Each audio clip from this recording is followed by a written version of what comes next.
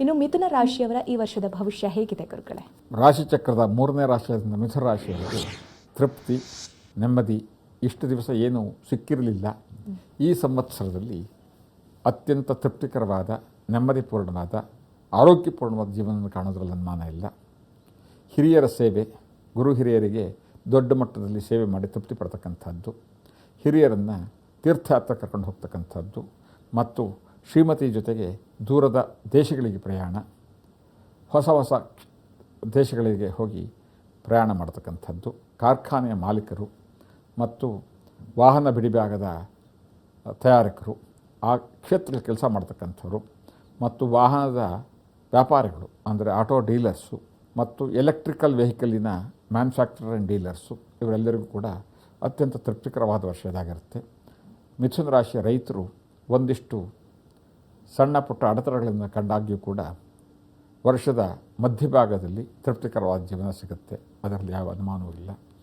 ಇನ್ನು ಟೆಕ್ಸ್ಟೈಲ್ ಉದ್ಯಮದಲ್ಲಿ ಕೆಲಸ ಮಾಡ್ತಕ್ಕಂಥವ್ರು, ಬಟ್ಟೆ ಅಂಗಡಿ ನಡೆಸ್ತಾ ಇರ್ತಕ್ಕಂಥವ್ರು, ಬಟ್ಟೆ ವ್ಯಾಪಾರಿಗಳು, ಬಟ್ಟೆ ಅಂಗಡಿಯಲ್ಲಿ ಟೆಕ್ಸ್ಟೈಲ್ ಉದ್ಯಮದಲ್ಲಿ ಕೆಲಸ ಮಾಡ್ತಕ್ಕಂಥ ನೌಕರರು, ಜೊತೆಗೆ ಬಟ್ಟೆಗೆ ಬಣ್ಣ ಹಾಕ್ತಕ್ಕಂಥ ವೃತ್ತಿ ಮಾಡ್ತಕ್ಕಂಥವ್ರು, ಚಿನ್ನ ಬೆಳ್ಳಿಯ ಕೆಲಸ ಮಾಡ್ತಕ್ಕಂಥ ಅಕ್ಸಾಲಿಗರು, ಇವರೆಲ್ಲರೂ ಕೂಡ ಒಂದಿಷ್ಟು ಆರ್ಥಿಕವಾಗಿ ಅನುಕೂಲವನ್ನು ಪಡೀತಾರೆ.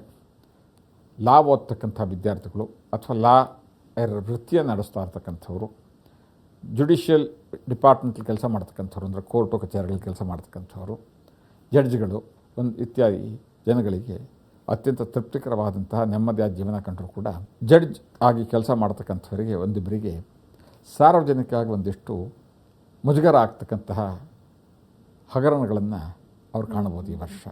ಇದಿಷ್ಟು ಕೂಡ ಒಂದು ಸಂಕ್ಷಿಪ್ತವಾದ ಮುನ್ನೋಟ ಮಿಥುನ ರಾಶಿಯವರಿಗೆ. ಮಿಥುನ ರಾಶಿಯವರಿಗೆ ಕೆಲವೊಂದು ಅಡೆತಡೆಗಳು ಆಗಬಹುದು ಅಂತ ಹೇಳಿದ್ರಿ, ಪರಿಹಾರ ಏನು ಗುರುಗಳೇ?